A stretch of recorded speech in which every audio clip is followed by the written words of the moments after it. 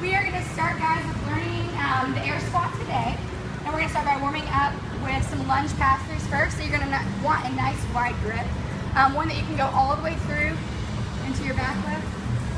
And then as we do that, we go through with it. We're going to take a full depth lunge and then back up. We're going to do 5 on each side.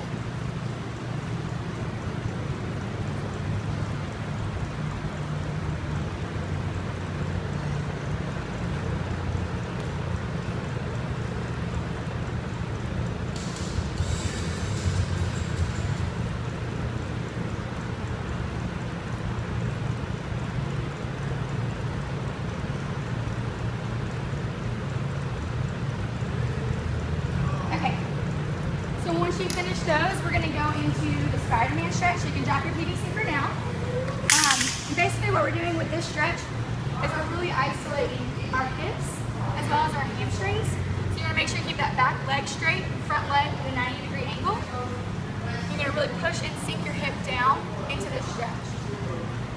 You're going to hold this for about 10 to 15 seconds on each side.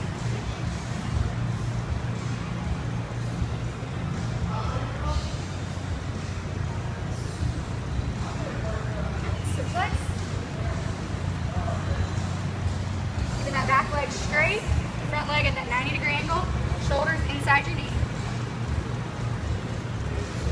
Really sinking that hip down into that stretch.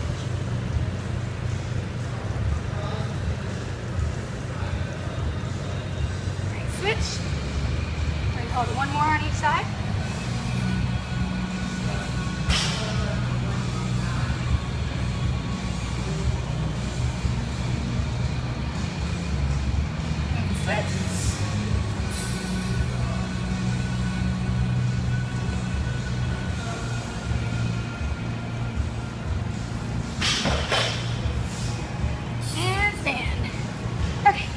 Go ahead and grab your PVC. Again, we are going to do some good mornings to really stretch out our hamstrings. So with this, you're going to put the bar on your shoulders. Okay. Keeping in mind with this, the first thing you do is you go back with the hips, and then you fall down into a stretch to pull those hamstrings down. You're going to hold this for about 10 to 15 seconds. Also, we're going to do it about 3 or 4 times. You really pull a deep pull in your hamstring. You should be able to wiggle those toes because your weight should be on your heels.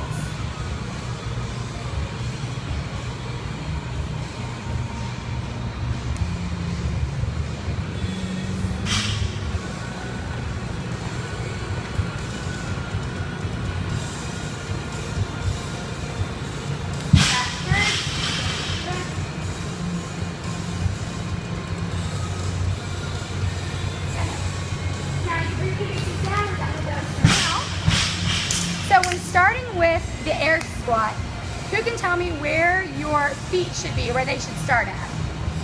Shoulder width. Good, shoulder width apart. Okay, so go ahead, shoulder width apart. And how should your toes be? Hang back. Slightly pointed out. Slightly pointed out, good. About a 30-degree angle. Okay, the reason we do that with our toes is it helps us when we get deep into that squat to track our knees outside the side of those toes. You want to go outside those toes with the knees. Okay, so what's the first movement that you make with your air squat? Knees out? Hips back. Hips back, right. So, first thing you do, right before you start, you get your feet set in the air squat position, right shoulder width apart, toes slightly turned out, and then before you move anywhere, you throw those hips back. Could you imagine if you had to squat without throwing your hips back? Okay, this is probably not going to be the most effective squat position for all of us. Okay, so first thing we do once we get those feet set is we push those hips back. Okay, go ahead, hips back, good. And then you sink down into the squat, like I said, with those knees tracing over the toes.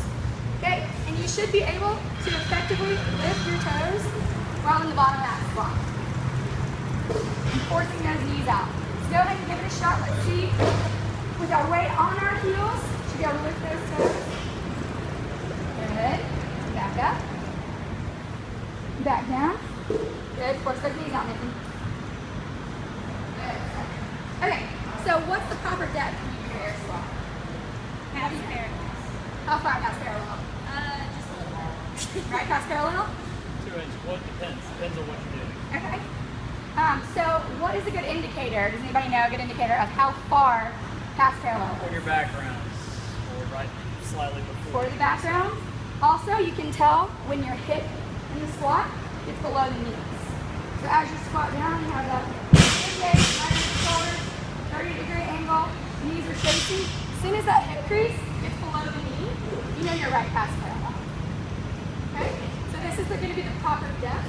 And then also you're remembering in your squat to keep that chest up as high as you can. It's one of the hardest things to do in the bottom of air squat because it's very natural to want to lean forward, put the weight on the toes. So we're going to focus on weight in the heels, being able to lift those toes, knees tracking outside, okay, and being right past parallel. Let's get a couple more.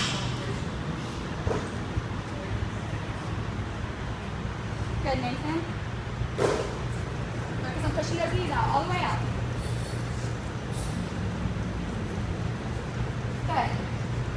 Okay, and one last and final thing that we look at with the air squat, is trying to make sure that that back doesn't round. In the bottom of the air squat, like I mentioned earlier, it can be really easy to transition to a curved back, which is really going to take those hips and turn them under. Okay, we want to do our best to force those hips back and out. It's the hardest thing in the air squat is really trying to force them back. So as you squat down, you push those hips back in the beginning, keeping that chest nice and high. Okay, the goal is if you feel yourself turning this way, to then push those hips out and lift that chest up. So you don't want your butt to crease down or to have that weak at the bottom. You want to keep that shirt nice and ruffled in the back and feel that crinkle on the shirt. All right, let's get a couple more. Don't want that balance. So push back, push the hips back. Good.